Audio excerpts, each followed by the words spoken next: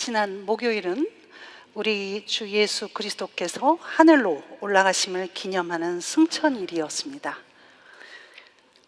예수님께서 십자가에 못 박혀 죽으시고 3일 만에 부활하신 뒤 40일간 제자들과 함께 하셨다가 11제자와 수십 혹은 수백 명의 성도들이 보는 가운데 하늘로 올라가신 날입니다. 예수님에 대한 기본 교리는 주님의 탄생, 죽으심, 부활, 승천, 그리고 재림입니다. 그런데 예수님의 십자가 사건과 부활에 비해 승천에 대한 복음서의 말씀 내용들은 아주 짧고 그리고 숫자적으로도 매우 적습니다. 심지어 누가복음을 제외하고 타 복음서에서는 예수님의 부활하신 후 40일간 지상에 머무셨다는 기사마저 누락되어 있습니다.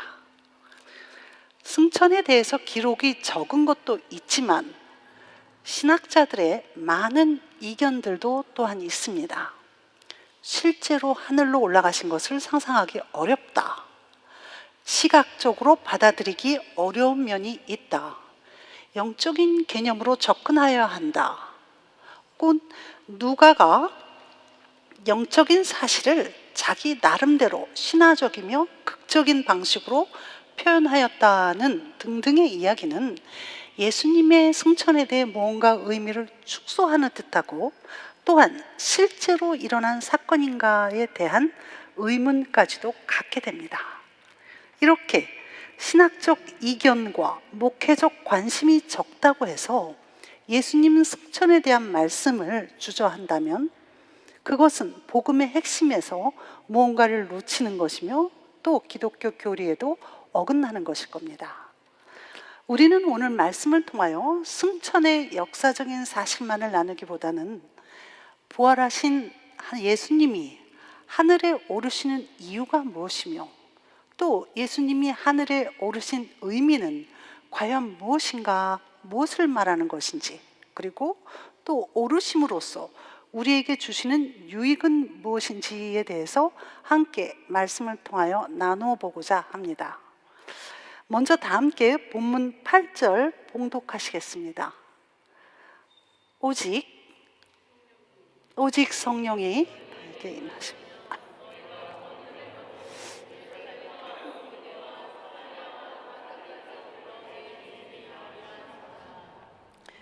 이 말씀은 예수님께서 승천하시기 직전에 하신 마지막 말씀으로 지금까지 모든 교회와 그리스도인들에게 가장 많은 영향을 끼치고 있는 성경 말씀 중에 하나입니다.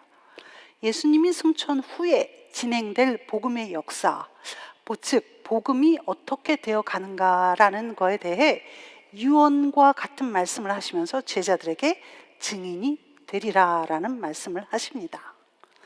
누구에 대한 증인인가 하면 바로 예수님에 대해서입니다. 땅끝까지 전파되어야 할 복음의 내용은 예수님은 하나님의 아들이시다, 예수는 그리스도시다, 예수는 부활하셨다 등의 나사렛 예수를 증언하는 것입니다. 그리고 그 증언의 때는 오직 성령이 임하는 때라고 말씀하십니다. 즉 예수님의 말씀이 이루어지려면 성령이 임하여야 하며 그래야 제자들이 증언하는 증인이 된다는 것입니다. 성령과 증인, 이 두 주체가 땅끝을 향한 예수님의 말씀, 즉 복음을 전파하는 데 아주 중요한 주체가 되는 것입니다. 증인이 될 제자들은 지금 이 땅에 예수님 눈앞에 있습니다. 그러니 이제 성령만 임하시면 되는 것입니다. 다시 말하면 예수님이 하늘에 오르시는 이후에 성령이 임하신다는 논리가 자연스럽게 연결되는 것입니다. 예수님이 하늘에 오르셔야 그때 성령이 제자들에게 임할 것이고 그러면 제자들이 예수님의 증인이 된다는 말씀입니다. 요한복음 16장 7절에서 내가 떠나가는 것이 너희에게 유익이라 내가 떠나가지 아니하면 보혜사가 너희에게로 오시지 아니할 것이요 가면 내가 그를 너희에게 보내리니 라고 승천의 이유를 분명히 말씀하십니다. 그렇다면 예수님과 성령은 어떤 관계이기에 어떠한 관계를 이루셨기에 이렇게 연결되어 있는가 하는 것을 우리가 살펴보아야 합니다. 창조의 영이시며 하나님의 영이신 성령은 예수님이 이 땅에 인간의 몸을 입고 태어나시는 그때부터 밀접하게 예수님의 삶에 역사하십니다. 성령으로 동정녀 마리아에게 예수님을 잉태하게 하시고 요단강에서 세례시에 예수님에게 임하시어 성부와 성자의 관계를 확인시켜 주시고 그를 메시아로 무장시키십니다. 누가? 성령이. 성령의 충만함으로 무장한 예수님은 성령의 인도를 받아서 마귀의 시험을 이긴 후에 성령의 능력으로 병자와 귀신 들린 자와 죽은 자를 살리시며 천국 복음을 전파하십니다. 이렇게 이 땅에서 예수님과 함께 하셨던 성령께서는 이제 예수님이 하늘로 승천 후에는 이 땅의 제자들과 함께 하심으로 예수님의 사역에 동참하신다라는 말씀입니다. 요한복음 16장 13절 14절은 예수님의 승천 후에 예수님과 성령의 관계를 명확하게 말씀합니다. 우리 함께 봉독하겠습니다. 그러나 진리의 성령이 오시면 그가 너희를 모든 진리가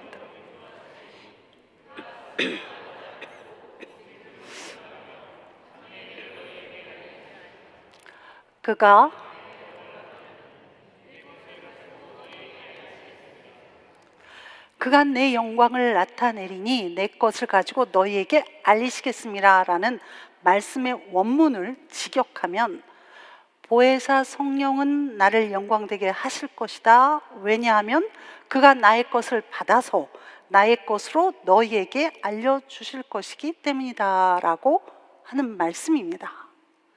즉 성령의 모든 사역은 이 땅에서 펼치셨던 주님의 사역을 우리에게 기억하게 하시고 알려주시며 또 깨닫게 하시는 것입니다. 이것이 예수님에 대한 성령의 가장 중요한 사역이며 예수님과 성령의 관계인 것입니다. 이렇게 성령께서 하시는 사역을 예수님은 성령의 권능이라고 말씀하십니다. 권능, 즉 능력은 죽은 자를 살리고 병을 고치고 귀신을 쫓아내는 것만을 이야기하는 것이 아닙니다. 복음으로 핍박을 받고 세상에서 불이익을 당하고 죽음을 당하는 어떤 상황에서도 복음을 포기하지 않는 능력이 바로 성령의 권능인 것입니다. 이러한 성령의 권능을 받으면 예루살렘에서 땅끝까지 그리스도의 증인이 된다는 말씀입니다. 증인이 될 수 있다도 아니고 또 증인이 되어라 라는 것도 아닌 증인이 되리라, 증인이 되는 것입니다. 어떻게? 성령이 내게 임하시면. 여러분은 어떠하십니까? 예수님의 승천을 믿으십니까? 성령이 임하셨습니까? 성령의 권능을 받으셨습니까? 그렇다면 여러분은 그리스도의 증인이 되셨습니까? 네, 아멘 소리가 조금 작아졌어요. 그렇습니다. 예수님의 하늘로 오르시는 이유에 대한 이 질문의 대답은 저와 여러분 각자의 예수님에 대한 개인의 신앙 고백입니다. 또한 삶 속에서 예수의 증인이 되는 참다운 삶으로 나타내어지는 것입니다. 그리하여서 안시스와틸 아멘의 화답이 저와 여러분의 삶에 날마다 매 순간 나타나는 것입니다.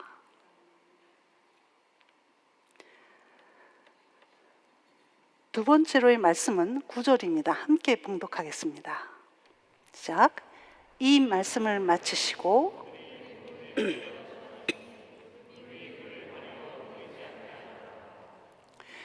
예수님이 승천하셨을 때 본 사람들이 많았습니다. 예수님의 제자들과 11명의 제자들과 70인의 전도단 그리고 또 120의 성도들 또는 500여 형제가 보는 데서라고도 성경은 말씀합니다. 그리고 예수님은 자신이 승천하실 일에 대해서 미리 많은 예언을 이미 하셨습니다.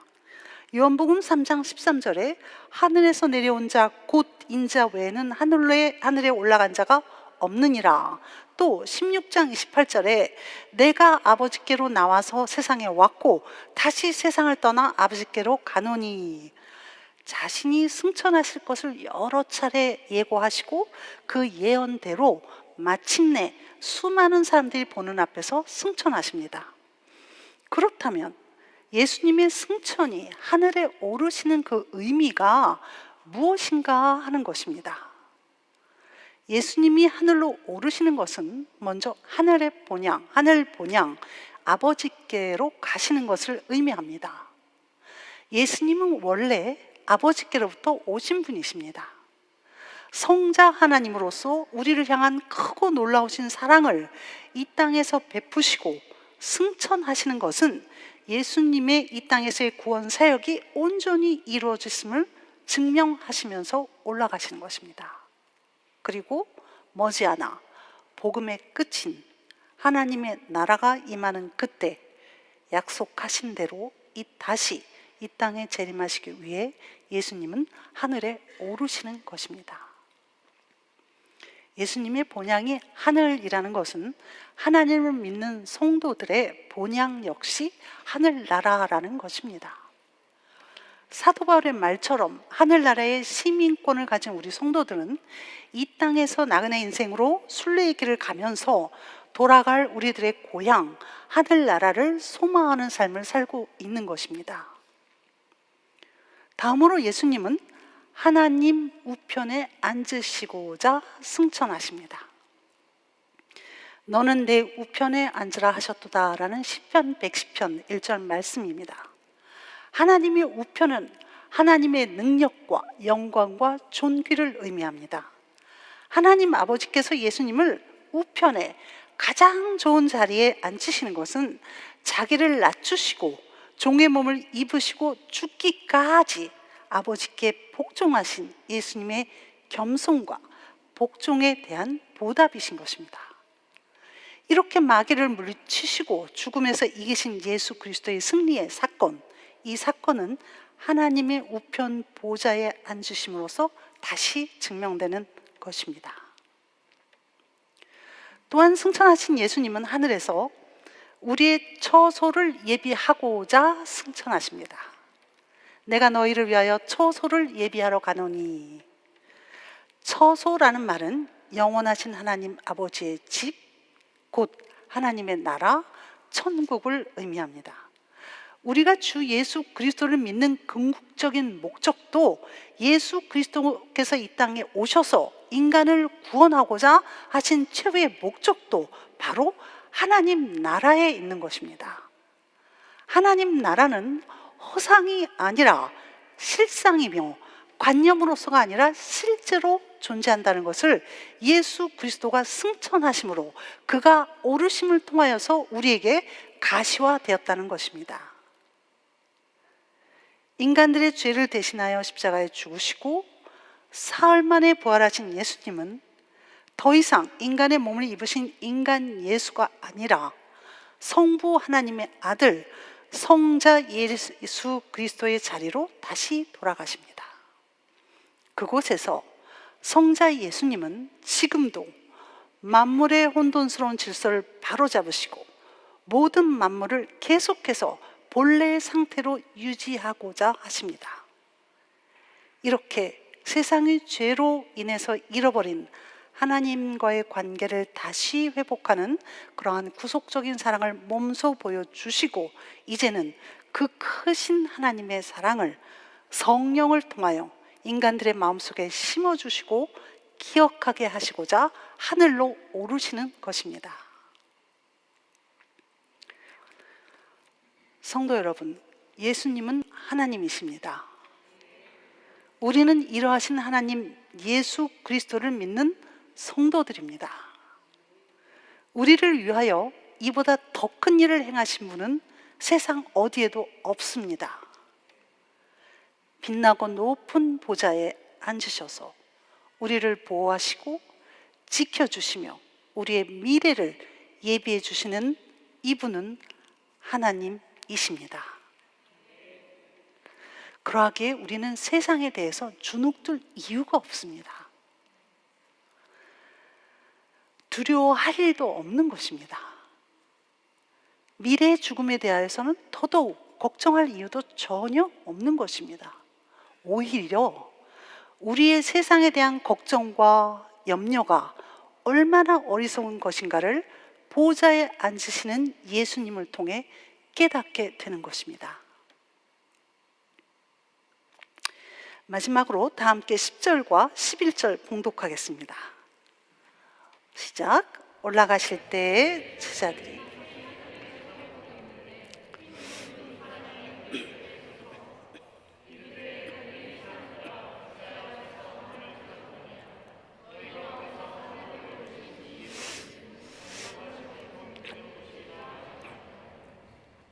예수님께서 부활하신 40일 후에 베다니 마을 가까운 감람산에서 500여 성도들이 본 데서 올라가셨고 그 올라가신 그대로 다시 오신다고 말씀합니다. 누가복음 24장 50절에서 53절까지는 이때의 모습이 조금 다른 각도로 쓰여져 있습니다. 한번 다 같이 봉독하겠습니다. 시작. 예수께서 그들을 데리고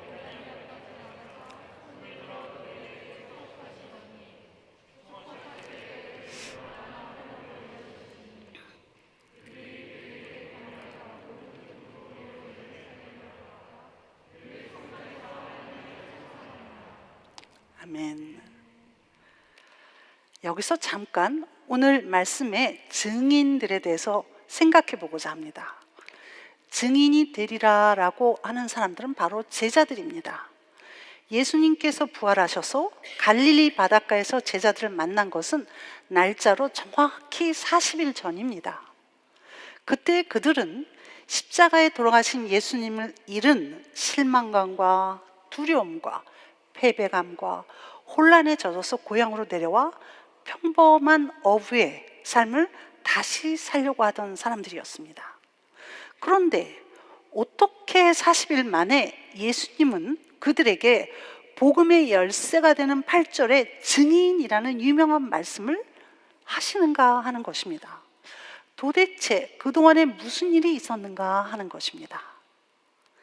이 제자들은 예수님이 부활하신 사실을 알게 됩니다.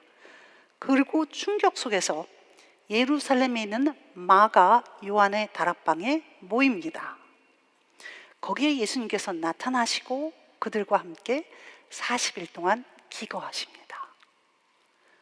만일 부활하신 예수님이 마가의 다락방을 나오셔서 다른 마을 여러 마을 돌아다니면서 기적을 행하셨다면 그 기사가 사복음서 중에는 어느 한 곳에서는 반드시 기록되었을 것입니다.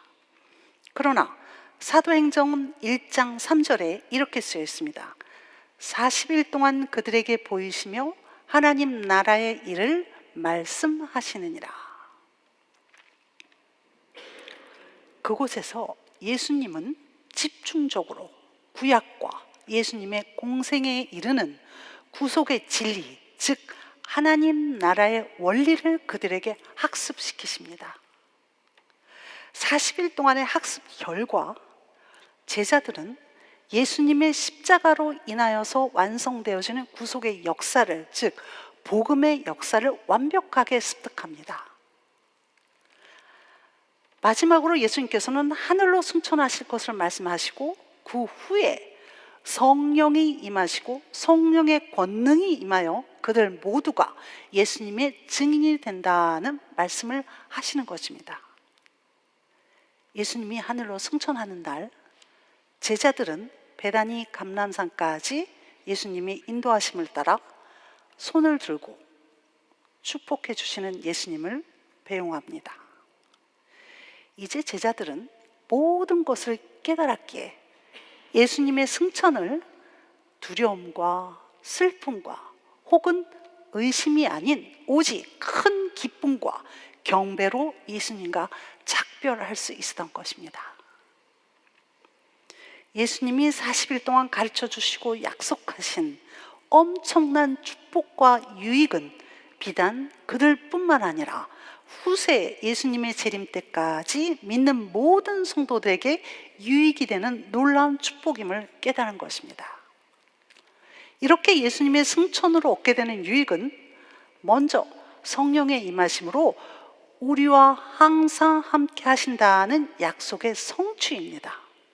마태복음 28장 20절에 볼지어다 내가 세상 끝날까지 너희와 항상 함께 있으리라 하시니라.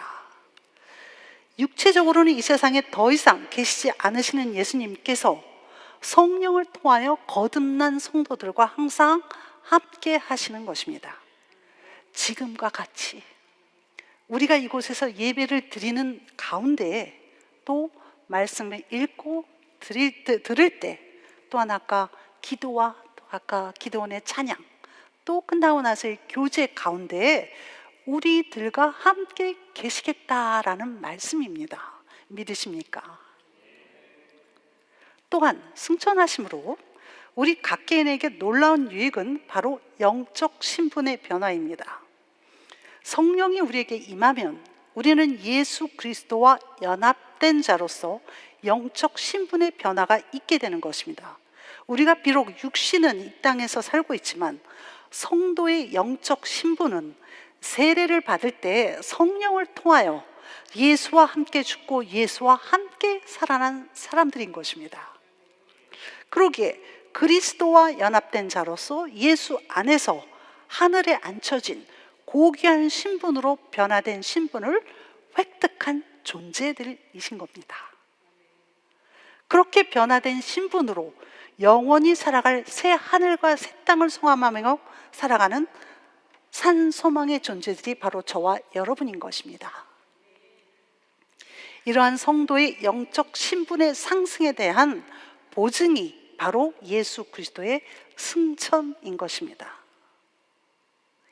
또 다른 유익으로는 우리에게 대언자 예수가 계시다는 것입니다. 사도 바울은 로마서 8장 34절에서 그는 하나님 우편에 계신 자요 우리를 위하여 간구하시는 자신이라 라고 말합니다. 사도 요한 또한 요한 1서 2장 1절에서 만일 누가 죄를 범하여도 아버지 앞에서 우리에게 대언자가 있으니 곧 의로우신 예수 그리스도시라 라고 말하면서 승천하신 예수님이 우리를 위하여 대언을 해주시고 기도해 주시는 대언자이심을 말합니다.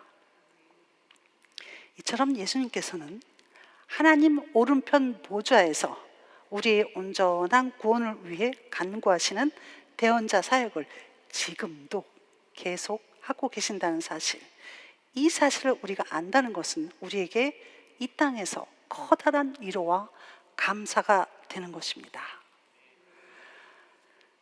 사랑하는 성도 여러분, 만일 예수 그리스도의 승천이 없었다면 어떻게 되었겠습니까?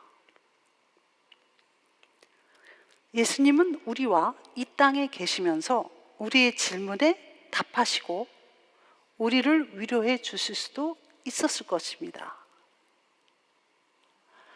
그러나 성령을 통해 우리 모두와 함께 하시겠다는 주님의 임재를 세상 누구나 다 누리지는 못하였을 것입니다. 또한 우리의 영적 신분 상승은 한낱 머나먼 꿈과 같았을 것입니다. 오히려 이 땅에서 육적인 신분 상승을 위해서 하루하루를 살아내기에 급급한 삶을 살아가고 있었을 것입니다. 그러나 예수님은 말씀처럼 가신 그대로 오시겠다는 약속과 함께 이 땅을 떠나 하늘로 오르십니다.